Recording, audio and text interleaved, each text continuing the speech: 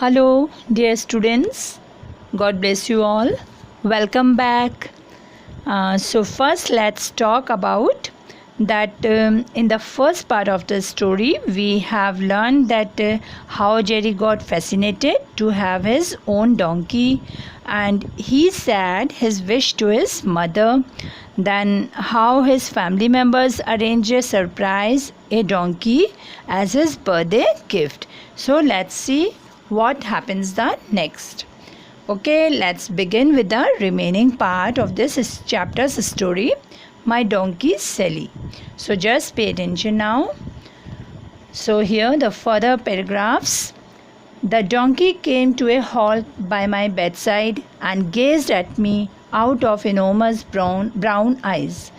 Gazed means look steadily, and enormous means big or large. It seemed rather surprised. It shook itself vigorously so that the feathers between its ears fell off. Vigorously means in an energetic way. The whole place smells like a stable, said Larry. You have simply ruined its decorations, said Margot, and it took me hours to put them on. So, when this donkey came galloping into the bedroom, it came to a halt by Jerry's bedside and looked steadily at him out of its big brown eyes. And it was really a surprise for Jerry. And this donkey shook itself in an energetic way, so the feathers which were attached skillfully between its ears just fell off. Then Jerry's brother Larry, he just remarked about the place that it smells like a stable. And Margot is reminding for the decorations which took her hours to put them on but then simply spoiled. Okay, now the next paragraph. But I was taking no notice of the family. The donkey had approached the edge of my bed. It stared at me for a moment. Then it gave a little throaty chuckle and thrust in my outstretched hands. Okay, throaty chuckle means a sound like a quiet life, and thrust means to push suddenly and strongly, and outstretched means extended. A grey muzzle as soft as everything soft I could think of, silkworm cocoons, newly born puppies, sea pebbles, or the velvety feel of a tree frog. A muzzle means the portion of an animal's face which includes the nose, the jaw, and the mouth. Do you like it, Jerry? Asked mother. Like it. I was speechless. Okay. Now, but Jerry was not noticing the family's reaction, and this donkey had approached the edge of Jerry's bed and looked continuously at him. Then Jerry felt that the donkey gave a sound like a quiet laugh and pushed suddenly and strongly in Jerry's extended hands. And when Jerry touched the donkey's muzzle, what he felt that it as soft as a silkworm cocoons or newly born puppies. So the muzzle of donkey was compared to the softest things, and Jerry was so happy that he was speechless when his mother asked about the donkey. Now the next paragraph. The donkey was a rich dark brown, almost plum color, with enormous ears like lilies, white socks over tiny polished hooves, as neat as a dancer's shoes. Running along her back was a broad black cross round each great shining eye. She had a neat white circle which showed that she came from the village of Gashuri. Gashuri refers here to Villagian Greece. Okay, so these all are the description of donkey Sally. So now let's go further. You remember Katrina's donkey that you liked so much, said Margot. Well, this is her baby. This, of course, made the donkey even more special. The donkey stood there chewing a piece of colored paper while I scrambled out of bed. Scramble means climb out quickly. Where I inquired breathlessly of mother, was I to keep her? Breathlessly means out of breath in excitement. That's what the house Costas built is for, said mother. So for Jerry, the donkey was very special as he went to Katrina's wedding, and so he got it on his birthday. And so immediately Jerry started to ask his mother that was I keep this donkey?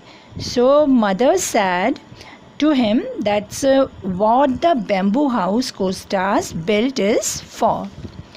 Now next paragraph. I was beside myself with delight. What a noble, kindly family I had. How cunningly they had kept the secret from me. How hard they had worked to deck the donkey out in its finery. Slowly and gently, as though she was some fragile piece of china. Fragile means easily broken. I led my donkey out through the garden and round into the olive grove, opened the door of the little bamboo hut and took her inside. So here, now Jerry was very happy, and he said about his family, a noble and a kind family, that how they had kept the secret and how they decorated it as like it was a delicate piece of china. And then he took his donkey out through the garden and took it inside the little bamboo hut. Okay, now the next means last paragraph. The little house was splendid. Splendid means attractive, just big enough for her. I took her out again and tied her to an olive tree. Then stayed for half an hour in a dreamlike trance, admiring her from every angle while she grazed quietly. Trance means a half conscious stage in which someone not respond for what is happening around them. Okay, then I heard mother calling me into breakfast and I sighed with satisfaction. I had decided that without any doubt whatsoever, this was the finest donkey in the whole of Corfu. For no reason that I could think of, I decided to call her Sally. I gave her a quick kiss on her silken muzzle and then went into breakfast. Okay. Now, then Jerry felt the little house very attractive and big enough for her. And he took Donkey Sally and tied her to an olive tree, and he stayed there for half an hour and was admiring her while she ate grass. Then he heard mother calling him for breakfast. He sighed with satisfaction, and so he was satisfied that he was having a donkey of his own. And so this was the extract taken from Birds, Beasts and Relatives by Gerald Durrell. And now we have come to the end of the chapter. Hope students, you all have enjoyed the story. And now here are the question answers.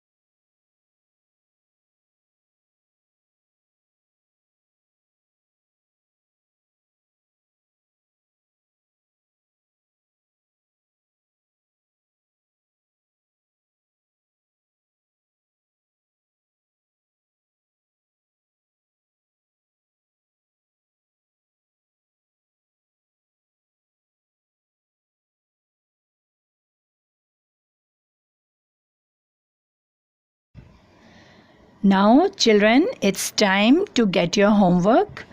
So, in your homework, you have to learn and write the word meanings and also the question answers of the displayed pages in your notebook. So, please do it very carefully and correctly. Okay, now next time we will meet with the second chapter. Till then, again, all the best.